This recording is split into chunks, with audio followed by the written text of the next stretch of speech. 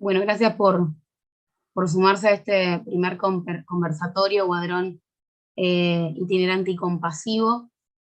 Eh, este es el primer conversatorio que nos va a estar acompañando la hermana Cintia Folker, con quien comenzaremos a profundizar un poco en la vida de nuestro padre fundador, Fray Ángel María Guadrón, fundador de las Hermanas Dominicas del Santísimo Nombre de Jesús. Este año comenzamos a caminar juntos el camino, el año del centenario de su fallecimiento, y por eso en el día de hoy nos gustó la idea de poder encontrarnos y reunirnos para empezar a conocer, y también aquellos quienes conozcan un poquito, también a profundizar un poco de la vida de Guadrón, y a vivirlo a lo largo de todo este año hasta el 16 de octubre del 2024. Eh, Como les decía hace un ratito, nos acompaña hoy la hermana Cintia Folker, que bueno, nos parece importante contar siempre, obviamente, quién es, a qué se dedica cada uno, porque más allá de todo, siempre, como dice Mirta, el público se renueva, así que siempre es interesante y es importante recordarlo. Así que vamos a pasar a leer, esto lo vamos a ver para no meter eh, la pata, si se quiere, en relación al currículum de Cintia. Bueno, Cintia Folker es religiosa dominica, licenciada y profesora en Historia por la Universidad Católica Argentina. Obtuvo su doctorado en Historia en la Universidad de Barcelona. Es investigadora en el Instituto de Investigaciones Históricas Profesor Manuel García Soriano, de la Universidad del Norte de Santo Tomás de Aquino de Tucumán, y también directora de la revista Itinerantes, Historia y Religión. Es docente en la Cátedra de Historia del Catolicismo en América Latina del siglo XVI al XX, y en el Centro de Estudios Filosóficos y Tecnológicos CEFIT, en Córdoba, y en la licenciatura de Historia de la UNSTA. Ha publicado libros sobre historia religiosa y artículos de su especialidad en diversas revistas científicas. Actualmente es la priora de nuestra congregación. Así que sin más ni dicho todo esto, bienvenida Cintia a este primer conversatorio. Te damos la palabra para comenzar cuando quieras. Bueno, muchas gracias, Janet. Siempre los aniversarios son una oportunidad para hacer memoria, para recordar, pero también para transitar la vida de estas personas que han hecho proyectos tan bonitos y que nos regalan también la memoria de su trayectoria, de sus itinerarios, ¿no? Quizás estos últimos años hemos difundido mucho la vida de Elmina Paz Gallo, y sabemos que Fray Ángel María fue su compañero de camino. Por eso nos parecía importante dedicar este año especialmente a recorrer su vida, a conocer. Vamos a intentar en otros espacios también leer sus cartas. Él nos ha dejado más de 1000 cartas, su autobiografía y la publicación de sus discursos y escritos, que son de lo más variada temática, ¿no? Nos parecía muy bueno poder recordarlo en este año especialmente. Ya hay varias instancias en las que nos hemos ido reuniendo en torno a su figura. Acabamos de tener un encuentro de chicos de 13, 12 y 13 años de los colegios de la congregación, que los talleres han girado en torno a su historia, a su pensamiento. También en el encuentro que hemos tenido recientemente de contadores y representantes legales de la congregación, también hemos intentado detenernos a reflexionar sobre la herencia de Fray Ángel, y en distintas instancias que vamos a tener durante el año, ¿no? Vamos a tratar como de apropiarnos de la enseñanza de su vida. También hemos difundido una agenda con algunos detalles de su vida, de su pensamiento, que quizás muchos de ustedes ya la tengan, pero bueno, son todos instrumentos, herramientas para poder detenernos a contemplar, ¿no?, su historia y preguntarnos qué nos enseña Fray Ángel hoy.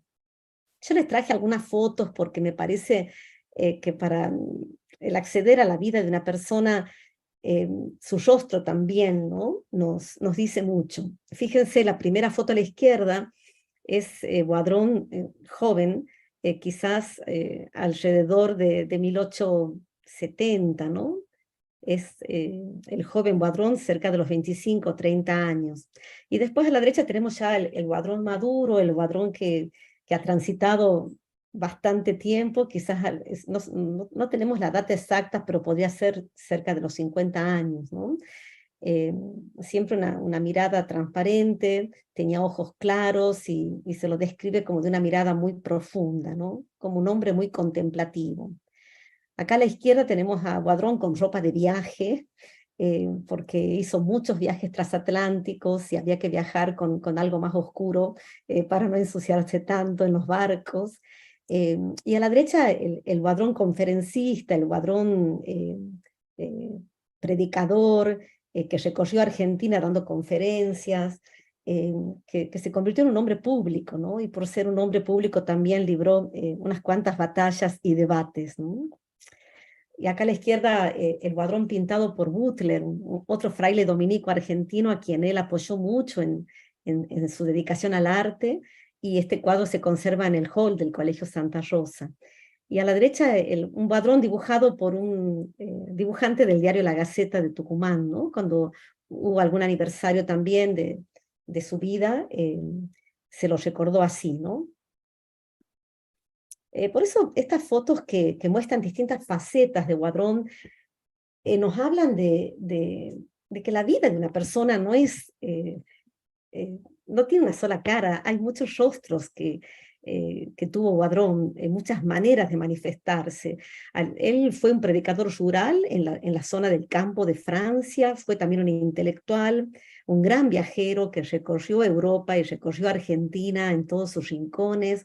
Fue a la vez docente, fue profesor de filosofía, de historia de la iglesia, de teología, tanto en Francia como en Suiza, en Tucumán y en Argentina, en los lugares que vivió, en Córdoba y en Tucumán, sobre todo fue editor de periódicos y columnista, o sea, daba siempre sus opiniones en los periódicos locales y polemizaba también con algunos temas y tenía sus contrincantes. También fue un lector, amante del silencio, contemplativo, fue un predicador a quien muchos le reconocieron el don de la elocuencia, ¿no?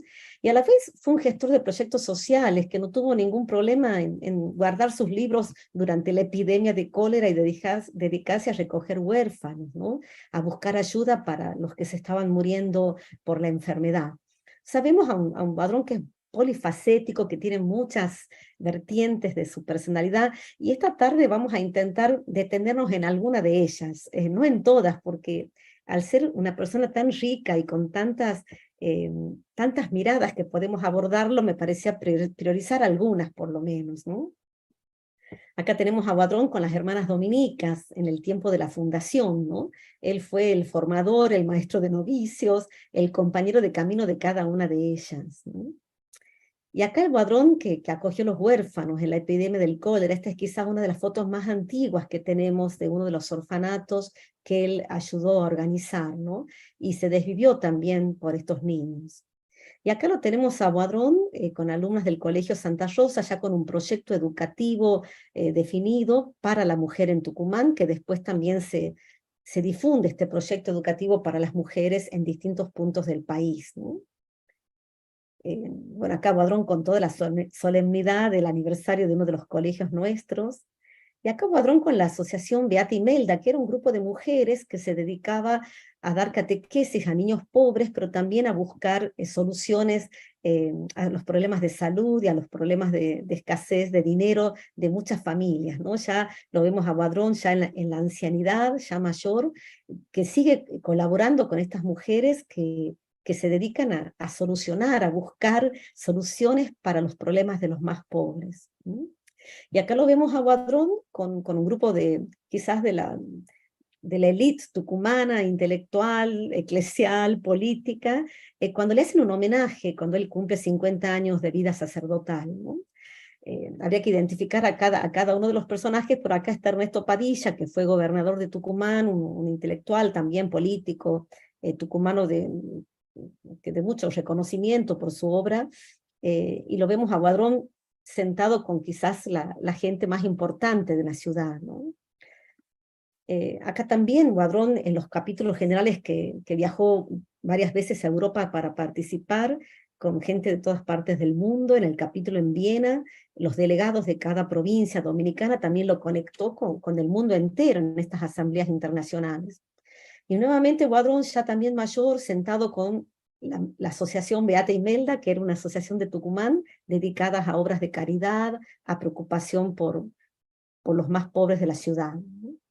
Y acá quizás ya un Guadrón en el centro de la Casa Noviciado de Tucumán, el Guadrón de 1919, cuando cumple sus 50 años de sacerdocio, ya el Guadrón maduro, adulto, que comparte tiempos también de silencio y de reflexión y de oración en el convento de las hermanas dominicas, ¿no? Es una pregunta que me hacía también, ¿por qué volvemos siempre a contar vidas? ¿Por qué narramos una vida, no?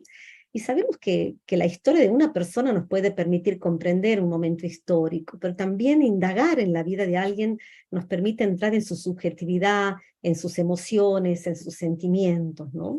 Y desde el punto de vista creyente, ¿por qué los que tenemos fe contamos historias de aquellas personas que nos han precedido en la fe, de los que consideramos santos o de los que consideramos que han entregado su vida por una causa tan importante? Porque en el fondo sabemos que las vidas de estas personas creyentes también son un relato de Dios, ¿no? Hay un texto de un dominico, Schillebeeck, que se llama justamente Los hombres, relato de Dios, ¿no? Porque Dios se muestra en los itinerarios vitales de las personas, ¿no? Él se da a conocer en la vida de las personas, ¿no? Por eso, desde el punto de vista creyente, recuperar una vida es también escuchar el paso de Dios en la vida de esa persona, ¿no? Pero sabemos que los seres humanos somos fruto también de las amistades que tenemos, de las relaciones que vamos fraguando, ¿no?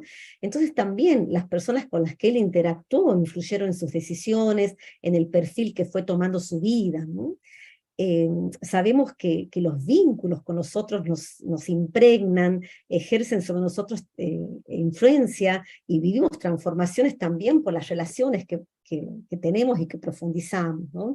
Hay un historiador, Giovanni Levi, un italiano, que recupera mucho la importancia de las biografías, y él dice que las biografías buscan descifrar la irreductible libertad de un derrotero personal que emergen los intersticios inherentes a los sistemas generales. Es decir, aunque haya una época que marque, una cultura que influencie, un contexto social que te determine, siempre hay una libertad personal que es irreductible. Entonces, escribir la vida de una persona, contar la vida, narrarla, es también intentar descubrir su libertad personal, las decisiones que tomó, incluso de manera totalmente independiente a los contextos, a las presiones y a las pautas de una sociedad, ¿no?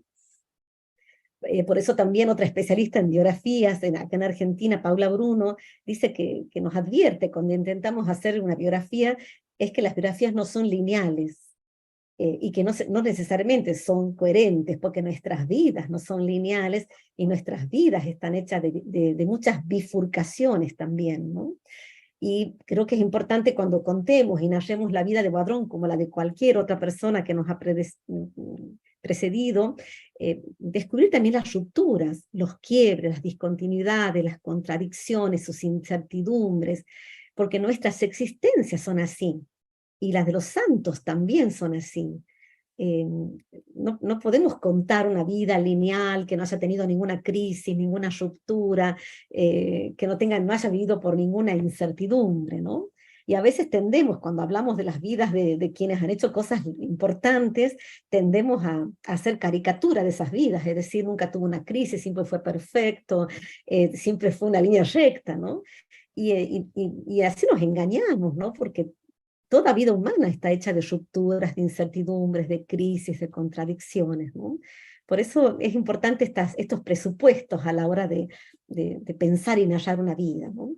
Y cuando hablamos de contar la vida en una familia, en una comunidad, en el caso de muchos de los que estamos aquí, pertenecemos a comunidades educativas, a proyectos de voluntariado, que surgen a partir del proyecto fundacional de Guadrón y del Mina Paz, Me encanta un texto de Luigino Bruni, un economista italiano del movimiento de los focolares, que él habla del capital narrativo, cómo las comunidades inspiradas en ideales tenemos que descubrir el capital narrativo, ¿no? Porque somos seres humanos porque nacemos, ¿no? Somos animales capaces de contar historias, y esa capacidad narrativa es la que nos diferencia con otras especies, ¿no? Por eso Luigino Bruno habla de la importancia de contar relatos, de contar historias, porque esa capacidad narrativa nos permite empatizar, comprender, sentirnos cerca de los sufrimientos de los demás y también comprender los nuestros, pero también empatizar con las alegrías, con los logros, ¿no? Siempre cuando hablamos de vidas que nos inspiran es porque sabemos que al conocer una vida podemos comprender mejor y sentirnos empujados a ser mejores, ¿no? Ojalá que la narración de la vida de Boadrón nos inspire también a ser un poco como él, ¿no?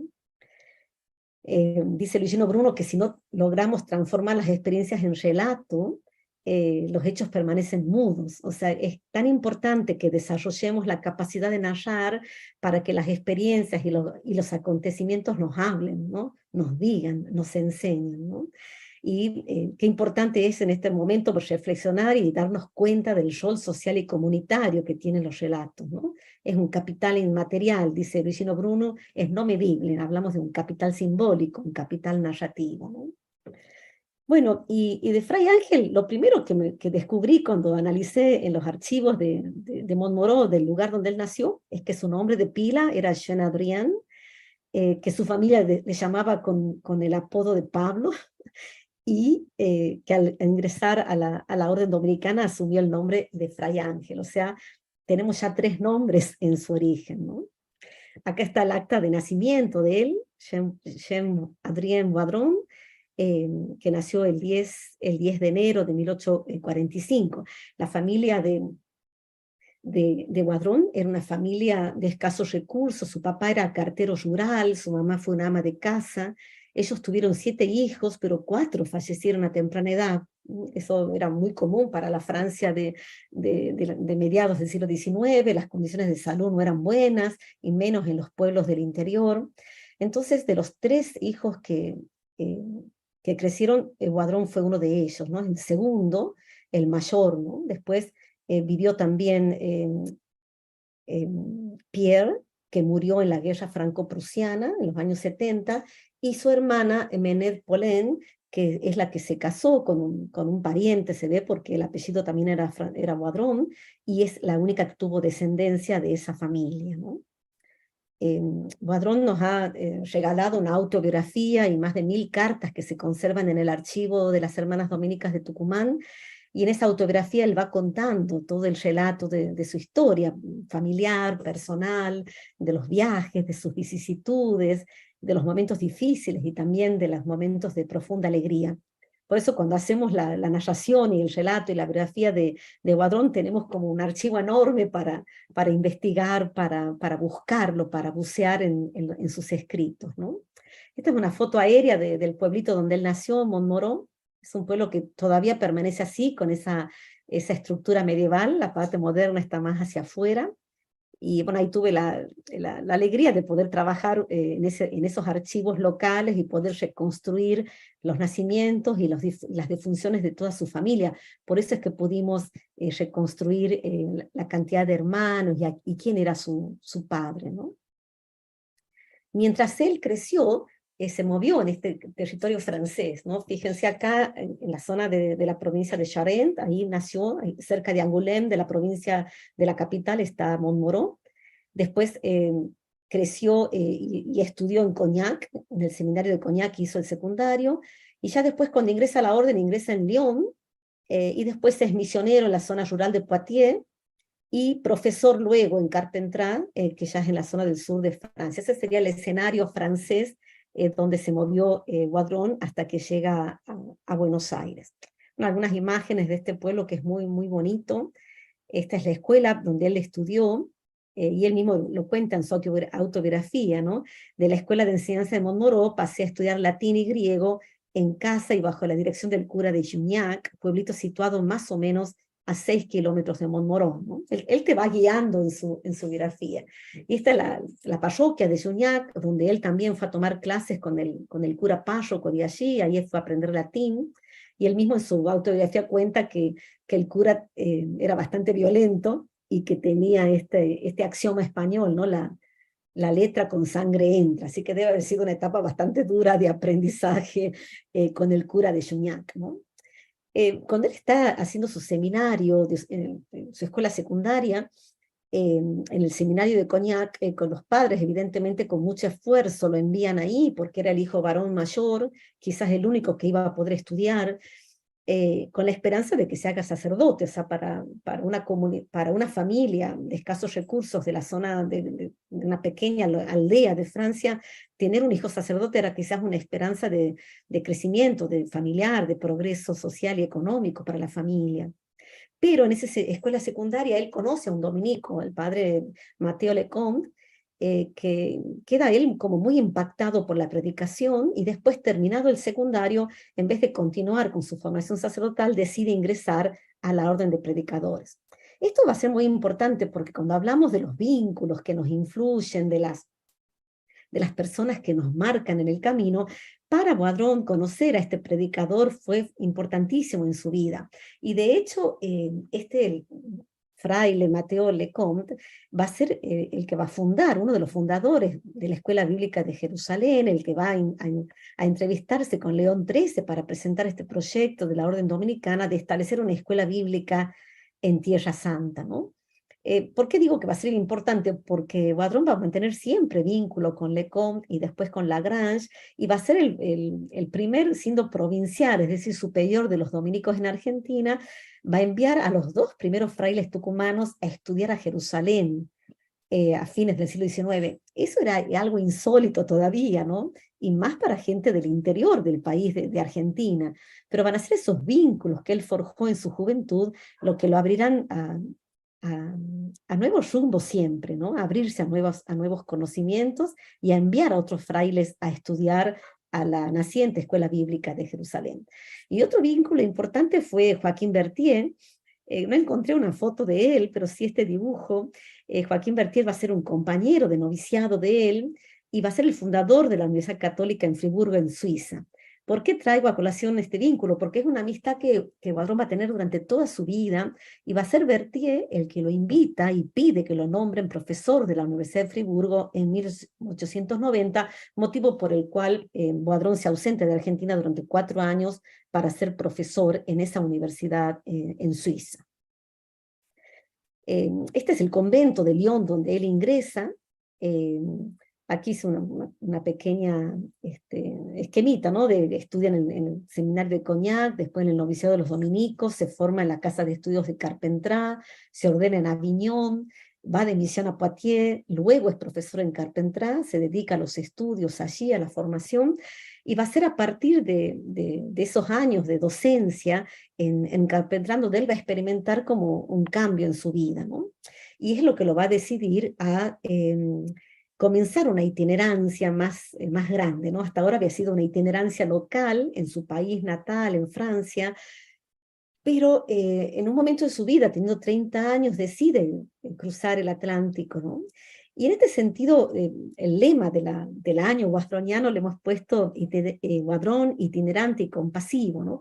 Para quizás marcar 2 aspectos de la tradición espiritual dominicana que él va a vivir con mucha profundidad, ¿no? Por un lado, la itinerancia espiritual, la itinerancia intelectual y la itinerancia geográfica, y también la experiencia profunda de compasión ante cada realidad en la que le tocó vivir, ¿no? Acá a la izquierda ustedes ven una imagen que encontré en el archivo de Lyon, que es una imagen antigua, que se llama bendición de los itinerantes. O sea, cuando un fraile emprendía un largo viaje, se postraba en el piso en acto de humildad y pedía que el prior o los hermanos lo bendigan para el viaje, ¿no?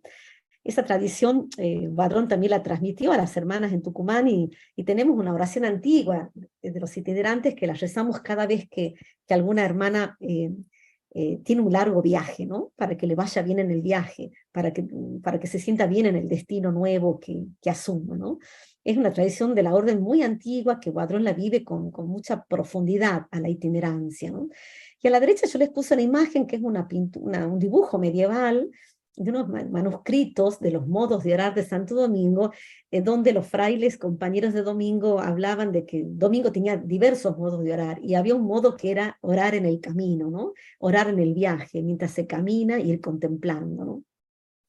Y Boadrón también creo que recupera mucho esto de ser religiosos viajantes de Jesucristo, porque Lacordaire, quien restaura la orden en Francia, de quien él se siente discípulo, había escrito la vida de Santo Domingo de Guzmán y la vida de la orden dominicana como los viajeros, los hermanos viajantes, ¿no?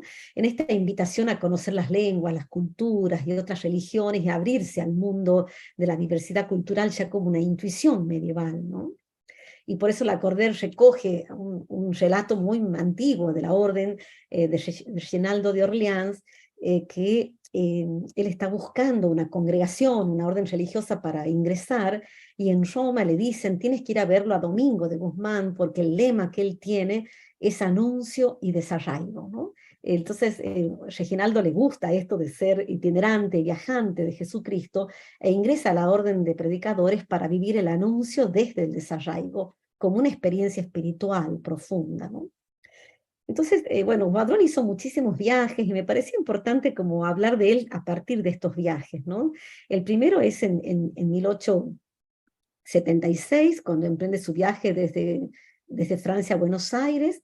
El segundo, en 1890, cuando va a Friburgo a dar clases y se queda 4 años, y en esos 4 años recorre Europa, ¿no? En 1891 él tiene un viaje, un relato larguísimo de viaje, donde va descubriendo todos los lugares de Francia que recorre, y en 1893 llega hasta Austria, hasta Graz, en Suiza, para recibir el título de maestro en teología, y ahí aprovecha para hacer un largo recorrido por lo que era en el entonces el imperio austrohúngaro.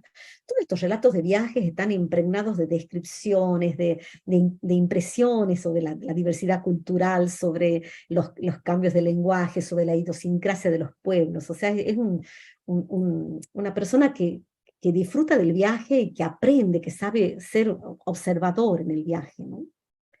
Este segundo viaje, él hasta describe en qué barco toma, en qué puerto llega, cómo es el cruce por los Pirineos, cómo es la zona que recorre del sur de Francia hasta llegar a Génova, qué hacen en Italia y qué lugares recorre en Suiza.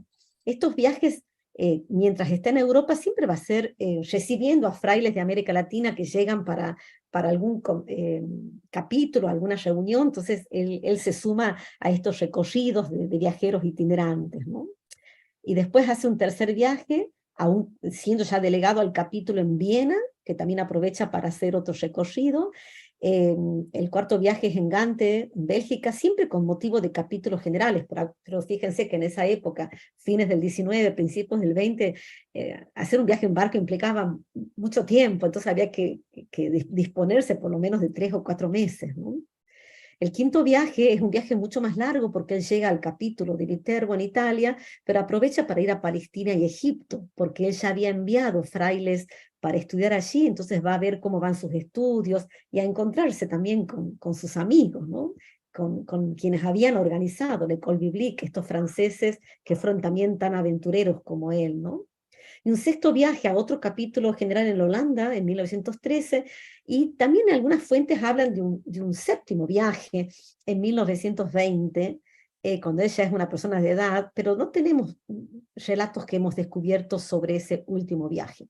Pero fíjense, estos viajes lo van a convertir a él en un mediador cultural. Él trae libros, trae noticias, lleva a Europa también experiencias, se convierte en un interlocutor entre ambas márgenes del Atlántico, ¿no?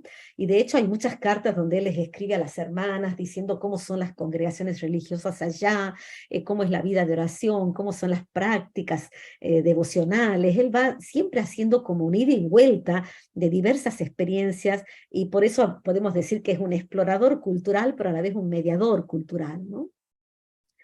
me parecía importante como detenerme en esta tarde sobre la experiencia del viaje en Boadrón. O sea, que no fue un viajero inconsciente, ni un viajero compulsivo, ¿no? O sea, siempre fue viajes por motivos de la orden dominicana, de su servicio, de su misión, pero que él los vivió con muchísima profundidad. Seguramente él, como lector de la Biblia, habría meditado muchas veces el viaje de Abraham, ¿no? Cuando Dios le dice, sal de tu tierra y ve a la tierra que yo te daré, ¿no? Hay un estudioso de la Biblia que dice que Dios siempre promete la tierra, ¿no? Siempre hablamos de la tierra prometida, pero sabe que en el fondo lo que ofrece a sus hijos, a sus discípulos, a sus creyentes, les ofrece un viaje, y a veces un viaje en el desierto, un viaje en el vacío, ¿no? Porque, bueno, Dios sabe que los seres humanos nos forjamos también en los desiertos, en los vacíos, no solamente en las tierras prometidas, ¿no? Esta metáfora del viaje para Boadrón es justamente esa apertura a buscar lo otro y a buscar al otro con mayúscula, ¿no? Se convierte en un buscador incansable de Dios, ¿no? Él experimentó esa pluralidad de mundos diferentes, de universos mentales muy contrapuestos a veces con su propia idiosincrasia, experimentó las diferencias, también la particularidad de su vida, y también experimentó sus límites, el no comprender a veces algunas culturas, el sentir rechazo por la comida o por los olores. Es muy franco a veces en sus cartas, ¿no? Cuando describe algunos lugares. Pero podemos afirmar que no solamente su movimiento fue geográfico, sino sobre todo fue un movimiento interior, ¿no? Fue un hombre de una profunda experiencia espiritual que aprovechó los viajes como una oportunidad para crecer, para ir al fondo de sí mismo, ¿no? Y sobre todo fue un peregrino, ¿no? Sabemos que siempre la imagen del viaje en cualquier tradición religiosa es una experiencia de una experiencia mística, de una búsqueda mística de unión con Dios, ¿no? Por eso cuando hablamos de los viajeros creyentes, hablamos de la peregrinación, ¿no? De que se hacen peregrinaciones, ¿no? Y fíjense una carta que él le escribe a Elmina Paz desde Roma, le dice: el viernes, después de celebrar temprano el santo sacrificio de la misa, emprendí mi última peregrinación por las calles de Roma, ¿no? O sea, está recorriendo Roma, pero él habla de su peregrinación, ¿no? O sea, sabemos que los viajeros, tanto en la tradición islámica como en la hinduista, como en el budismo, siempre las peregrinaciones a un lugar santo tienen un sentido de peregrinación interior, ¿no? Hay un texto precioso de Carlos Aspiros Costas, quien fue maestro de la orden dominicana, dedicada a la itinerancia, ¿no? Y él dice que el término itinerante evoca la palabra hebrea ibri, que quiere decir el otro lado de un límite, y recuerda la idea de migración. El viaje y la movilidad son aspectos constitutivos de la experiencia humana. Los creyentes en la predicación de Jesús de las primeras comunidades cristianas eran conocidos como los del camino, ¿no? O sea, esta idea de ir al otro lado de un límite, convertirnos en migrantes, ¿no? En migrantes en tierras extrañas, en barrios diferentes, ¿no? No, eso da el talante de la vida de un creyente que se pone en movimiento para ser alguien del camino de Jesús, ¿no? Para experimentar también lo que experimentó Jesús en sus sucesivos recorridos, ¿no? Y también para experimentar esta imagen de Dios del Antiguo Testamento, que Él también se muestra como un Dios del camino, un Dios migrante, ¿no? Hay un texto precioso del libro de Samuel, donde Dios se muestra como aquel que le gusta vivir en una arca móvil, en una tienda, no en un templo suntuoso, ¿no? Y dice: desde el día en que saqué a los israelitas de Egipto hasta hoy, no he habitado en una casa, sino que he viajado de aquí para allá en una tienda de campaña que me servía de santuario. Y en todo el tiempo que viajé de aquí para allá con los israelitas, ¿encargué acaso a algún juez de Israel, a los que mandé pastorear a mi pueblo Israel, que me construyese una casa de cedro? Hablando de este Dios que quiere ser un Dios del arca, ¿no? Que el pueblo la llevaba donde se movía, este pueblo nómade, ¿no? O sea, un Dios migrante. Yo creo que si podemos definir o explicar cómo fue la experiencia de Dios que tuvo Boadrón, creo que él descubrió que Dios era un migrante como él, ¿no? Eh, Hay una escultura moderna en el Hotel de Inmigrantes en Buenos Aires, en el jardín de la entrada, que es una escultura que dice dedicada al Dios migrante, o sea, al Dios que migra, con los que tienen que dejar su tierra, los que tienen que dejar su patria, por diversos motivos, ¿no? Creo que hay una experiencia profunda de Dios en el camino que va haciendo Vadrón y lo va descubriendo como un Dios viajero, un Dios migrante, ¿no? Hay un texto también de la tradición sufí, el libro de Ibn Arabi, ¿no? Que se llama El esplendor de los frutos del viaje. Y este místico sufí habla de la importancia del viaje interior, del viaje nocturno, ¿no? Y dice al final de su libro, no tuvo lugar más que en mí mismo, y era hacia mí donde había sido guiado, ¿no? Esos frutos del viaje son frutos interiores, sobre todo, ¿no? Ir hacia el fondo del alma, ir hacia adentro de uno mismo, ¿no? Y si nos preguntamos cuáles fueron los motivos, ¿por qué Vadrón a los 30 años decide cruzar el charco, como decimos, cruzar el Atlántico, ¿no?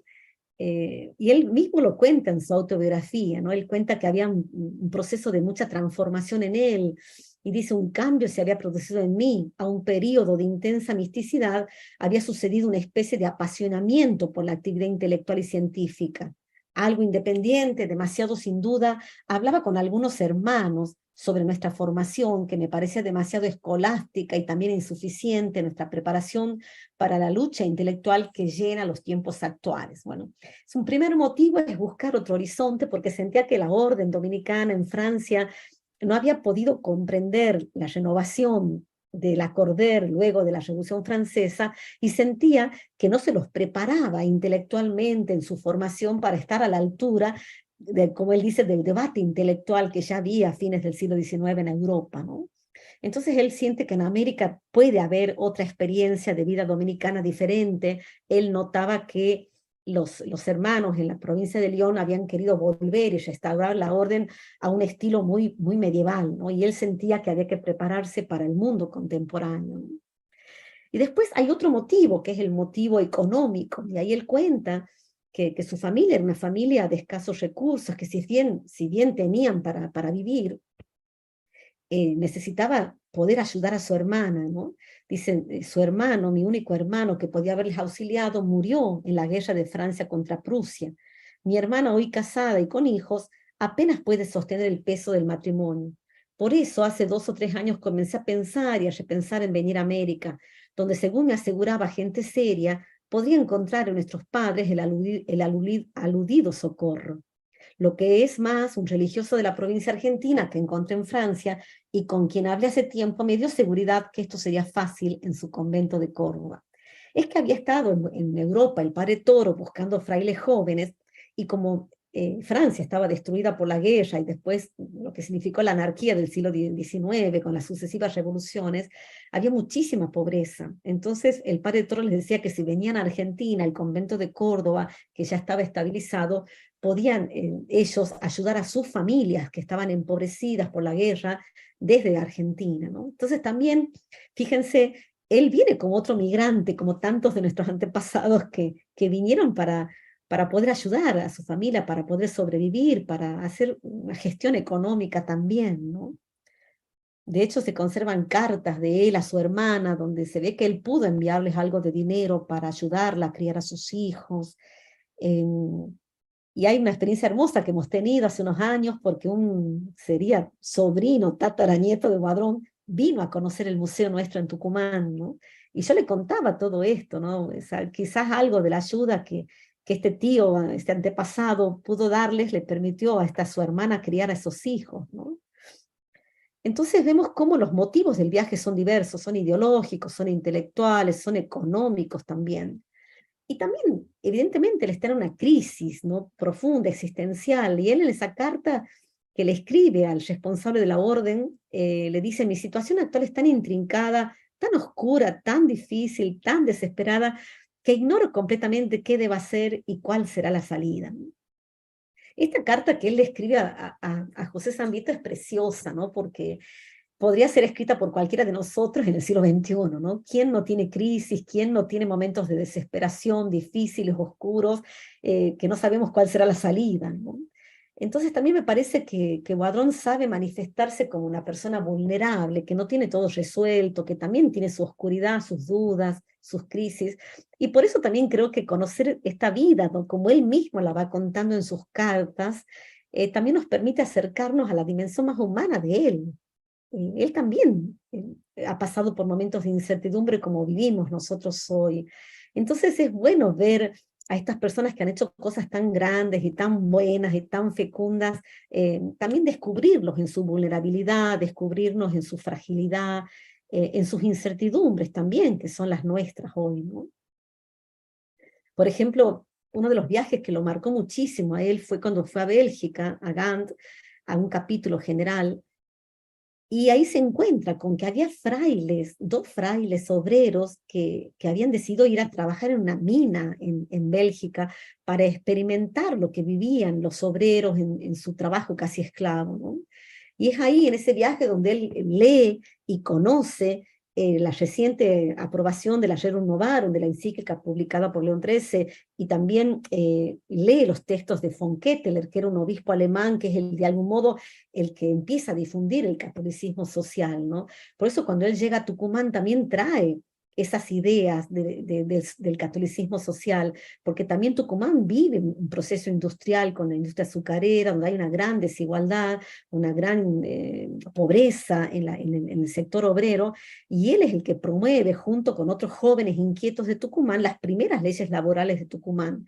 En el caso de Juan Beterán, que fue un diputado muy joven, luego fundador de la Universidad de Tucumán, se consideraba discípulo de Boadrón y fue el que gesta los primeros borradores de las leyes laborales primeras de Tucumán, cuando no había ni siquiera descanso dominical ni jornada de 8 horas, ¿no? Entonces, este viaje de Boadrón le permite conocer a estos frailes que trabajan en las minas, conocer lo que era ya el movimiento del catolicismo social europeo, y lo trae a la Argentina para generar como nuevas conciencias, ¿no? Fíjense esta conferencia que él da en el Círculo Católico de Obreros de Tucumán, ¿no? Dice: en el caso presente de millones de personas de una clase entera y de la clase la más numerosa e interesante, la clase de los proletarios, la cual gime oprimida por la cruel necesidad de su condición social, ve vendidos con una incomprensible mezquindad sus derechos al descanso, al bienestar, al uso de la vida, mientras otros nadan y se ahogan en la abundancia. Otros cuentan sus capitales por millones, sus palacios por centenares y sus fiestas y placeres con abuso de lo superfluo. A aquellos les falta el pan, la ropa, los útiles mismos del trabajo, sufrir el hambre, el frío, ser esclavos de toda necesidad, vivir y morir en la escasez y hasta en la miseria, es su inevitable suerte. Y señores, el que meditando y profundizando este orden de cosas queda indiferente, mudo, impasible, es que no tiene corazón en su pecho ni alma en su cuerpo. La codicia y el egoísmo habrán borrado en él los últimos sentimientos de fraternidad y de humanidad. Esta conferencia dada en 1895, cuando no existían todavía leyes laborales en esta zona del país, y en el resto de Argentina eran incipientes, ¿no? Pero esto habla de una persona que ha sido compasivo con la realidad, que se dejó también impactar por la situación de los obreros, en este caso de la incipiente revolución industrial en Tucumán, ¿no? Pero cómo invita a la sensibilidad, a la compasión, a no quedar indiferentes, ¿no? Y también otro gesto de compasión enorme que él tiene, que nosotros hemos repetido tantas veces en nuestros relatos, es ese diálogo que él tiene con Elmina Paz, ¿no? Cuando le pregunta: usted, señora, ¿no podrá hacer algo por estos pobres niños? O sea, él va a pedirle ayuda económica a Elmina, porque sabía que tenía su sostén económico y que era quizás la única que podía ayudar en algo a la cantidad de huérfanos que dejaba la epidemia de cólera en Tucumán, ¿no? Pero fíjense cómo el gesto de él, la pregunta que él hace, mueve a Elmina a una historia de generosidad enorme, a ella, a sus amigas, a sus vecinos, ¿no? Pero si él no hubiese hecho esa pregunta, si no hubiese hecho ese viaje a verla a Elmina y a mover su corazón, quizás otra hubiese sido nuestra historia, ¿no? También Boadrón fue una persona muy moderna para su época. Él se daba cuenta y decía que había que predicar más allá de los templos, que si nos quedábamos solamente en la capilla, en el templo, el evangelio no se escuchaba en otro lado, ¿no? Y fíjense lo que dice: creo que nadie estará más convencido que yo de la poderosa acción de la prensa en la época presente. Con razón se la ha llamado el cuarto poder del Estado. La prensa es la que crea, domina y dirige la opinión, prepara las revoluciones, levanta y derroca los gobiernos, cambia las formas y fronteras de los imperios, remueve y agita los pueblos, organiza, desorganiza y reorganiza la sociedad. Si San Pablo viviese hoy, sería periodista. La sagrada predicación resuena poco fuera del recinto del templo, ¿no? Entonces, por eso él se convierte en un publicista, escribe, opina de un montón de temas, debate en los periódicos, dirige periódicos también, publica en el periódico conventual que tenían los frailes en Tucumán y también lo hace en Córdoba. Entonces lo vemos preocupado también por predicar, por tener una voz también en donde resuene más la palabra. Hoy diríamos que él utilizaría las redes sociales para transmitir su pensamiento, sus convicciones, ¿no? También lo vemos hablar sobre el feminismo en el siglo XIX. Fíjense, este es un discurso del Colegio Santa Rosa en 1908, o sea, hace 6 años que se había fundado el colegio, y él dice: el feminismo contemporáneo lo ha dicho en términos exclusivos. Los derechos de la mujer y su dignidad no han sido reconocidos en siglos anteriores como se debía. En las naciones civilizadas, señoras, hay personas de vuestro sexo que se reciben de doctoras en leyes y en medicina. ¿Y por qué no han de serlo si ellas tienen inclinación y aptitud? O sea, lo hemos preocupado por la educación de las mujeres, por promocionar también a las mujeres el acceso a la educación superior, y lo hace cuando no existía la universidad en Tucumán, ¿no? Porque la universidad se funda recién en 1914. O sea, él está siempre como adelantándose a los tiempos, ¿no? Y también en las primeras constituciones de la congregación nuestra, hay un texto de él que dice: ustedes se ocuparán en este momento de las escuelas para los chicos de los asilos de huérfanos, pero si Dios las llama para la educación superior, tendrán que hacerlo. O sea, no se limiten solamente en cuidar niños, ábranse a distintas instancias educativas. Y él ya nombra a las hermanas para que se dediquen, las impulsa a que se dediquen a otras instancias de educación superior, cuando en ese momento casi no había hermanas con título de maestra, ¿no? Porque en Tucumán no había todavía formación para maestras, ¿no? O sea, lo vemos a él siempre como muy adelantado, proponiendo mirar más allá de la pequeña realidad que se tenía, ¿no? Y fíjense qué hermoso que lo define Juan Beterán, esta persona que cité hace un rato, que fue quizás un intelectual, uno de los más importantes de Tucumán, fue abogado, escritor, historiador, fundó la Universidad de Tucumán, también llegó a ser miembro de la Corte Suprema de Justicia, dirigió una revista que fue como muy importante para la cultura en el noroeste argentino, ¿no? Y fíjense cómo lo define. Boadrón es un hombre de su tiempo, con el sentido de las nuevas necesidades.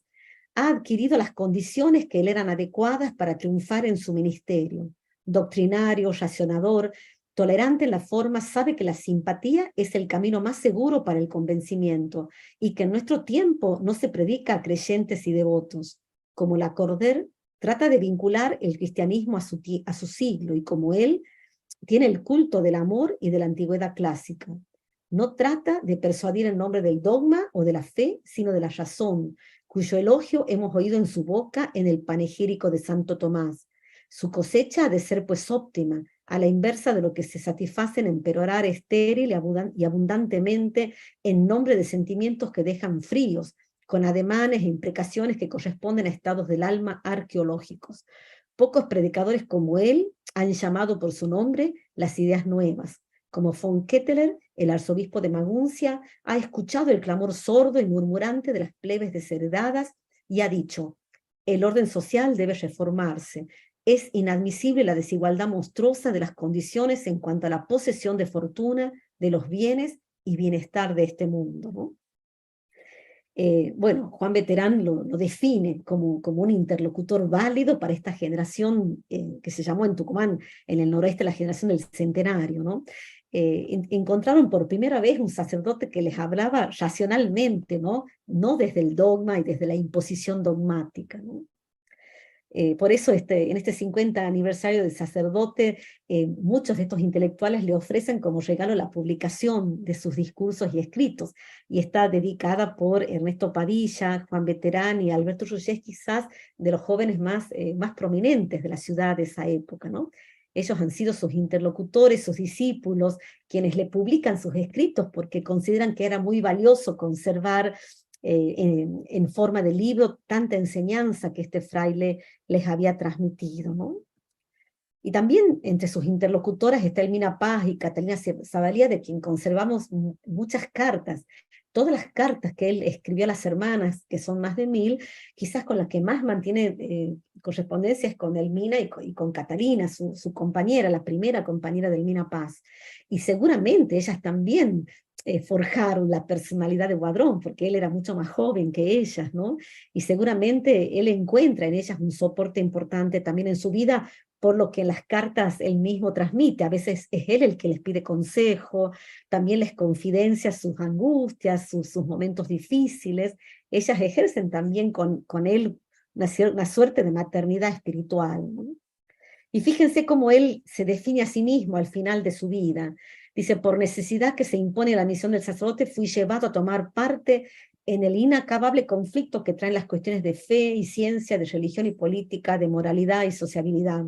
Sobre este terreno, en que es difícil deslindar los límites respectivos de cada asunto, no se perdonan a los contrarios los calificativos de liberal o intransigente, extremos igualmente nocivos.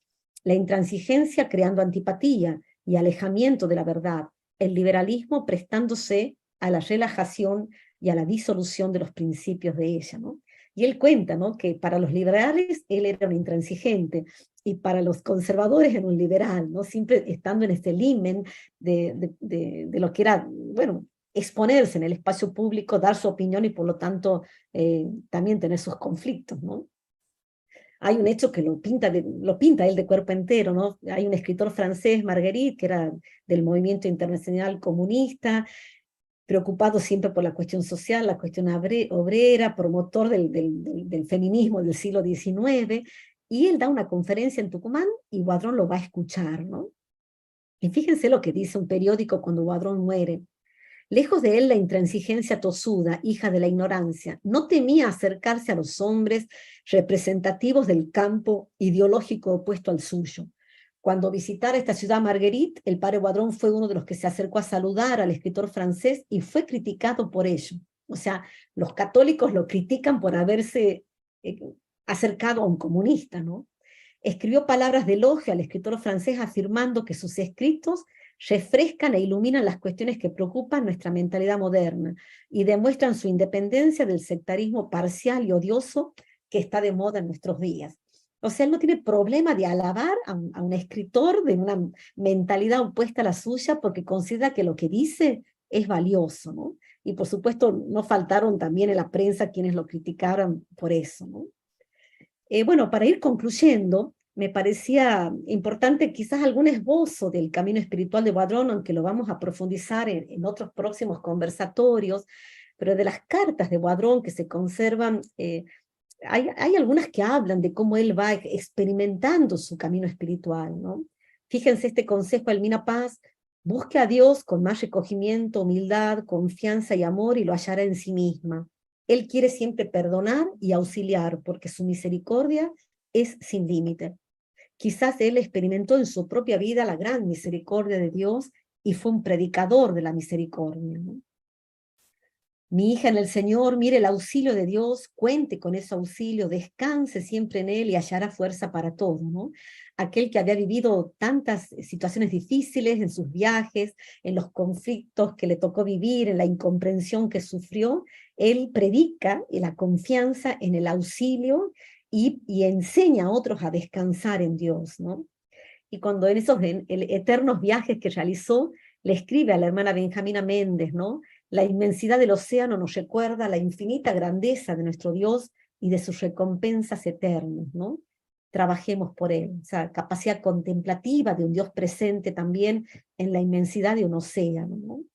Y fíjense cómo expresa su comprensión de cómo hay que abandonarse en Dios. Yo quiero únicamente lo que Él quiere y todos los días le pido con toda la sinceridad de mi corazón que se cumpla la santa voluntad y le digo que yo solo quiero ir a donde Él quiere que vaya, estar en donde quiere que esté y hacer lo que Él quiere que yo haga. Creo que esta frase habla de este abandono, ¿no? De esta confianza total en la providencia divina, ¿no? Esta es una pequeña cartita que le manda a Elmina Paz como consejos para vivir, ¿no? Y es ahí donde le dice: vaya siempre, cada día, al fondo de su alma, ¿no? Dice, la principal y último, de lo más importante de la vida espiritual implica disposiciones, ¿no? Que usted tiene que vivir con seriedad, con una perfección sobrenatural, le dice, ¿no? Porque la vida espiritual debe establecerse sobre bases sólidas que tocan el fondo mismo del alma. Sería trabajar sobre arena movediza y llegar pronto a la esterilidad, el componer solo los elementos exteriores de nuestra vida con más o menos método y no atender y renovar y purificar el interior mismo del alma, ¿no? Siempre está como invitando a hacer ese viaje al fondo del alma y a edificar nuestra vida interior, no solamente nuestra vida exterior, ¿no? Y fíjense en algún momento que el Mina Paz tiene como una aridez, como una experiencia de ausencia de Dios, él le dice, debe mucho usted contar con Dios. Si alguna vez parece retirarse de su alma, no lo crea. Está todavía y siempre tras los nubarrones de sus imperfecciones e inquietudes. Búsquelo con más recogimiento, humildad, confianza y amor, y lo hará en sí mismo, ¿no? Esta invitación siempre aunque uno parece que Dios se ausenta, que Dios se ha alejado, está siempre tras los nubarrones de nuestras inquietudes, ¿no? Bueno, estas últimas fotos son del último viaje que él hace a Rosario, en la provincia de Santa Fe.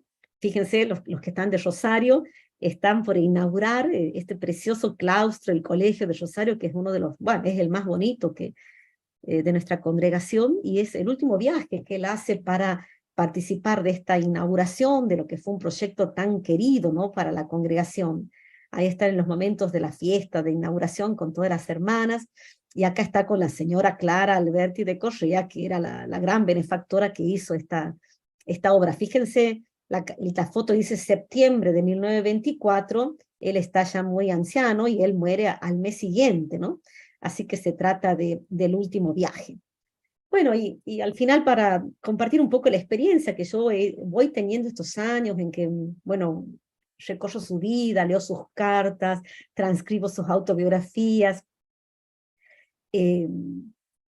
Hay un historiador, François Dos, que tiene un libro precioso sobre la apuesta biográfica, o sea, ¿por qué hacer biografía? ¿Por qué escribir biografías? Y él dice, las largas horas de estudio de la vida de otra persona obligan a abandonar el propio yo demasiado estrecho y a marchar a la aventura de sumergirse en la vida del otro. Escribir una vida exige cierta desposesión del propio yo para poder transportarse hacia el otro, y a la vez abre el santuario del sujeto y lo propone como vía de inspiración para otros en el presente.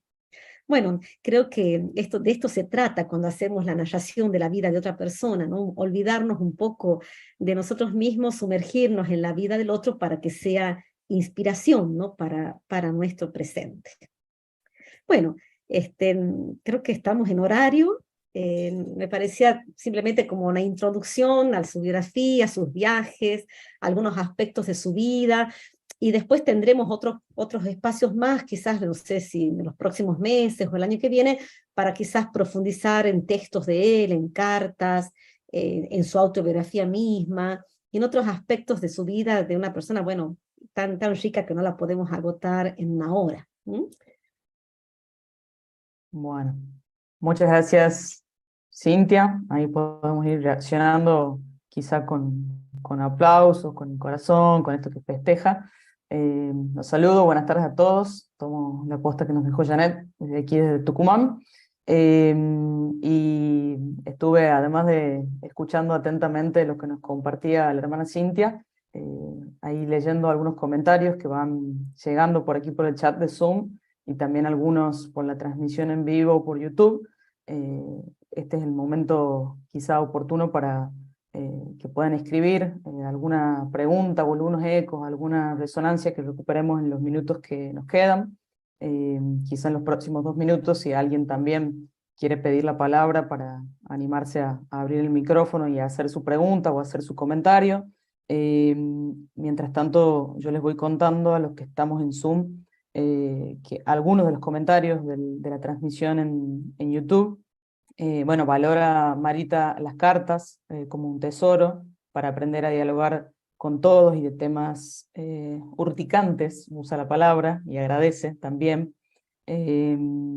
Belén también destaca como interesante el vínculo entre Guadrón y Juan Beterán.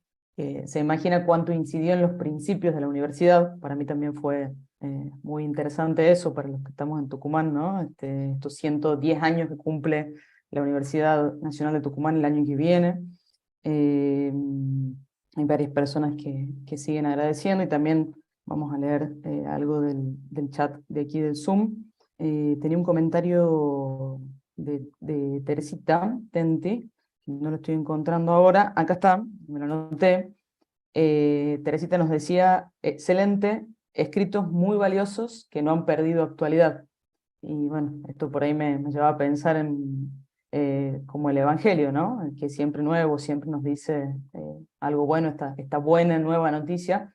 ¿Cómo será que Guadrón encarnó el Evangelio, que también sigue siendo novedoso con el paso de los años?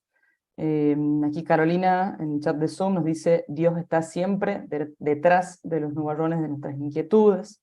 Muchas gracias, hermana Cintia, por la pasión con la que transmite los relatos. Sigo recuperando por aquí, y ya que leímos un par de comentarios, los invito. ¿Alguien quiere levantar la mano o abrir directamente el micrófono para alguna pregunta, algún eco, alguna resonancia? Que aprovechemos estos minutos para algo de conversación. Los estoy viendo, así que me dicen, así sin timidez, animándose como Guadrón se animaba, también tomando su ejemplo. Sí, dicen con la cabeza. Escuché a alguien. Teresita, Hola. ¿levantas la mano? Ahí está. Te Sí. escuchamos, Teresita. No, me llamó la atención, no sabía que Guadrón había compartido con Monseñor Reginaldo Toro, porque yo fui la escribiente del padre Rubén González, yo le pasaba en limpio sus escritos, así que ahí los conocí a ambos fundadores de las congregaciones de las religiosas. Sí, el padre Toro hizo un viaje a Francia en 1872 más o menos, buscando frailes jóvenes para que vengan a Argentina, porque él decía que había que mejorar un poco, elevar la calidad cultural de los frailes. Se ve que, claro, el siglo XIX fue un siglo muy complejo para América Latina, con las guerras postrevolucionarias, entonces los estudios habían decaído mucho, los conventos eran conventos de vida privada, se llamaba, porque iban los frailes a dormir nomás, y durante el día tenían que buscar dónde celebrar misa para poder comer, o sea, había mucha pobreza. Entonces, Boadrón lo escucha Toro, que va a invitar a frailes, aunque después no los envían a esos jóvenes, pero sí Boadrón recuerda la invitación unos años después y decide emprender la aventura americana gracias a ese contacto con Toro, ¿no? Gracias. Ahí está la novedad, ¿no? Aquí recupero también del chat de YouTube, de la transmisión en vivo. María Inés nos dice: una vida que nos anima al movimiento, a la búsqueda de la verdad. Bueno, qué importante sentirnos invitados a movernos y a profundizar en nuestro carisma, ¿no? Esta búsqueda de la verdad, como aprendimos también de nuestro padre de Santo Domingo. Muy movilizante. Hermana Valeria está levantando la mano, creo que queriendo, así que te escuchamos. Hoy hablábamos con Cintia y que también como el padre Ángel promovió a muchos de los frailes, entre ellos a Fray Guillermo Butler, para que él fuera a estudiar a Europa, y después también lo apoyó para que pudiera estudiar arte. No solo el estudio, sino que creo que fue el fraile que más lo apoyó en su vida artística. Hicieron amigos.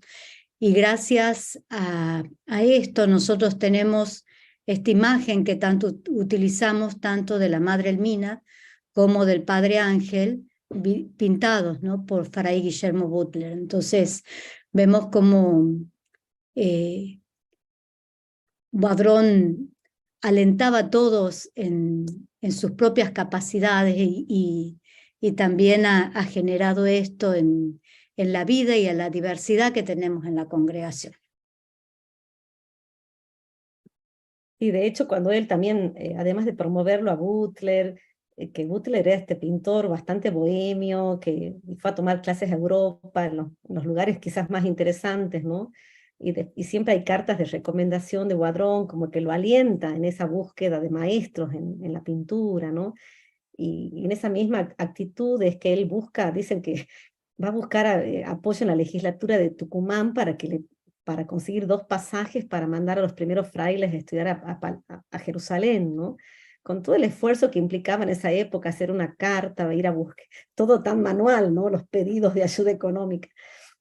Bueno, y hablábamos con Fray Juan Pablo, un fraile dominico que conoce bastante de la historia de los dominicos en Argentina, y contaba que esos 2 frailes que fueron a estudiar cuando volvieron generaron tantas cosas interesantes en la provincia argentina, ¿no? Gracias a ese estudio extra. Gracias, Vale, también por el aporte. Silvia, creemos que levantaba la mano, Silvia Sí, Folker. no encuentro la mano del dibujito, por eso he levantado así. Ahí está, habla tranquila. Bueno, no, simplemente agradecerte, Cintia, porque si bien conocíamos tantas cosas, en este Zoom hemos profundizado mucho. Veo tan cartas, sus anhelos, sus viajes, todo, esta necesidad de mostrar, y actual, porque bueno, ahora que estamos en sinodalidad, cuando él habla a predicar más allá del templo, del atrio, qué sé yo, y toda esta pluralidad o no tener prurito en relacionarse con gente de otras ideologías, como de generar esa fraternidad, me parece de una actualidad enorme y es como una lámpara encendida, creo que para la vida de cada uno y de nuestras comunidades. Gracias. Sí, evidentemente él tuvo mucha capacidad de abrirse a lo diverso, de no tener temor. El caso bueno, de Marguerite es uno de los tantos ejemplos, pero si ustedes googlean quién era Marguerite, bueno, sería un hereje para la época, ¿no? Y él lo rescata y dice, si dice cosas importantes, no importa si era de la Internacional Comunista, encima luchaba por la emancipación de la mujer cuando eso era como algo peligroso en esa época. Y sin embargo, se lo ve como un hombre muy libre, con mucha capacidad de empatía, de captar, de recibir, de no discriminar, ¿no?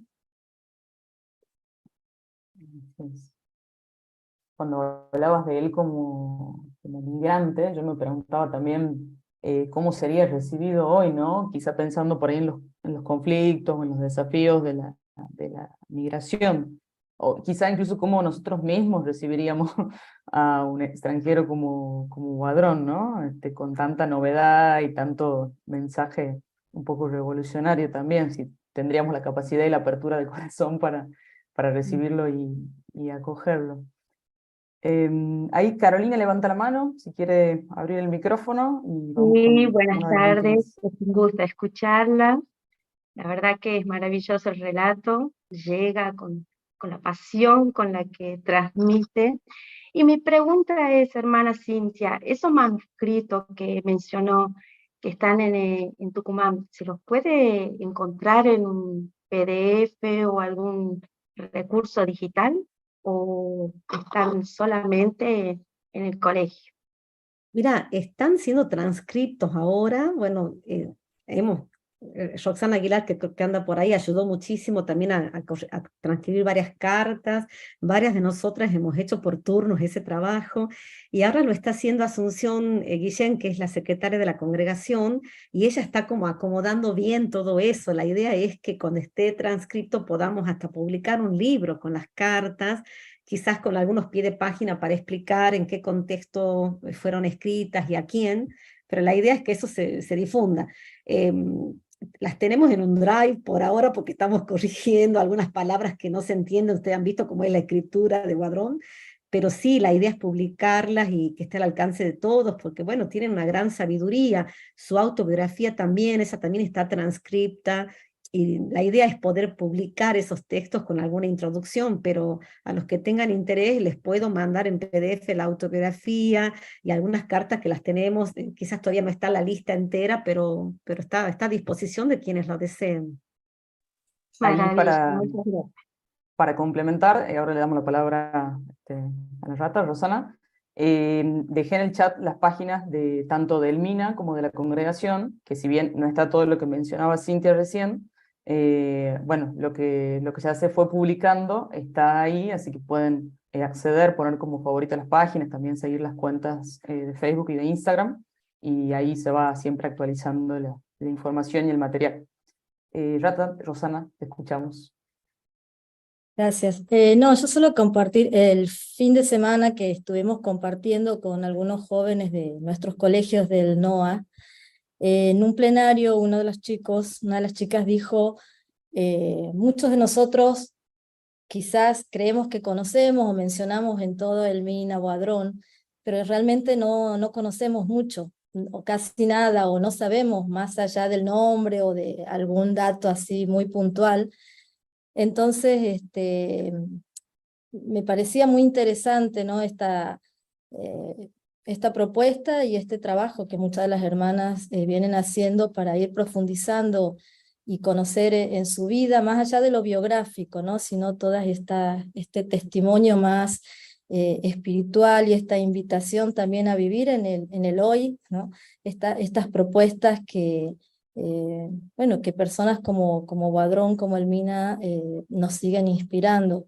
Así que, bueno, no, eso, agradecer esta iniciativa y dejarnos esta inquietud y dejarnos estas ganas de seguir profundizando y conociendo.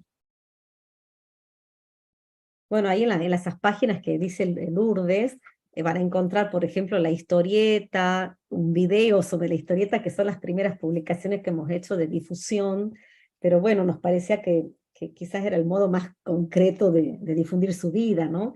Me decía la directora mía de tesis de doctorado, ¿en qué se ha convertido tus 10 años de estudio en hacer una historieta para niños? Pero hacer esto implicó mucha investigación, porque no teníamos como algo para difundir, ¿no? Había una sola biografía escrita por el padre Rubén González, que es la única biografía publicada, pero que el padre Rubén no había tenido acceso a las cartas, sino quizás a la información más de archivo oficial de la orden, ¿no? Entonces, bueno, la idea era ir complementando lo que el padre Rubén ya había publicado y hacer desde otra óptica. Bueno, por lo menos la historieta, para los que no les gusta leer mucho, está a disposición. Gracias. Está muy bueno también para trabajar con los niños, con adolescentes y, ¿por qué no, con nosotros los adultos? Vamos terminando entonces este primer conversatorio, con la tranquilidad también que si nos quedamos con las ganas de saber más y de seguir conversando acerca de Boadrón, vamos a tener otras instancias como esta, y también con la invitación y el desafío de que no esperemos solamente a los conversatorios o a este tipo de encuentros para conocer y para hablar de la vida de Boadrón y para vivir como él vivió, sino que también nosotros hoy vayamos predicando esta buena noticia en la que hemos ido profundizando en nuestras comunidades, en nuestra familia, con nuestros amigos también, y nos dispongamos también a comenzar el 16 de octubre, este año boadroniano, en esta memoria que queremos hacer de los 100 años del fallecimiento de Fray Ángel María, que se cumplen el 16 de octubre del 2024. Así que, bueno, tenemos una misión, estamos comprometidos, los que hemos participado acá en el Zoom, y también a la gente que participó por YouTube, a quienes los saludamos, siguen llegando comentarios ahí. Quienes no vieron el conversatorio completo o saben de personas que no lo vieron y quieren compartírselos, queda en el canal de YouTube de la congregación como un recurso valioso también. Muchas gracias, hermana Cintia, como siempre. Quizás también para cerrar, estos que ha escrito Adrián, que se nos pasó de leer, Adrián Lilino de Santa Fe, que me parece lindo como para cerrar, ¿no? Dice, interesante la liminalidad de su vida, atravesada por sus desplazamientos geográficos y espirituales que lo hicieron ver y comprender la realidad del presente, de su presente, pero también sus horizontes, ¿no? En la prensa, la cuestión social, el lugar de las mujeres, ¿no? Creo que esto de la liminalidad en su vida es lo que le permitió esa flexibilidad para desplazarse en mundos tan diversos, ¿no? Bueno, gracias Adrián también por este aporte. Bien. Gracias Adrián, gracias Cintia, gracias a las hermanas que estuvieron también en la organización, a Mariana, Alicia, Janet, y seguramente nos seguiremos encontrando en estos espacios comunitarios. Gracias a cada uno por participar y bueno, que Elmina y Guadrón nos sigan animando a continuar con esta misión. Bien. Adiós. Chao, chao.